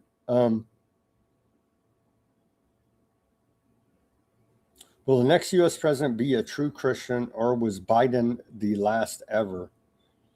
Biden's a self-admitted Zionist. He's a Zionist, so I don't know. Hasn't been confirmed. More about the Mitch. I read the report. I don't know what other confirmation we can get. Kentucky governor says he's dead, according to the information he has. Government lies about everything. I don't know why Kentucky governor would lie about McConnell being dead. You know what I mean? Maybe he is lying. Maybe McConnell is out there, doing heavy workouts and all the rest of the routine with the Department of War, taking his testosterone injections. Maybe that's the case. I hope it is. But again, that's not the news coming out of Kentucky governor. I guess we shall see at some point in time. It feels like they'll have to admit dude's either here or not. I believe up here in early August, key dates for government elections and all this. I don't know all the details in my head, but key dates are coming up where they're going to have to put up or shut up about Mitch McConnell. Who knows? They'll roll out a guy in a mask, a robot, AI. Who knows? Who knows? But again, I'm going by what the Kentucky governor said. Mitch McConnell's dead. All right, friends, let's pray for peace. It's not looking good. Everything looks like it's escalating here now. Looks like it's escalating there in Iran and the region quite significantly as we're on day 7 of the Iranian bombing campaign. Let's pray for peace. As always, everybody do your own research. Peace, love, and freedom. Speak out and take action. Have a great rest of your Friday evening. And if something major happens, we'll do a show over the weekend. I don't know if it gets more major than this. I don't know.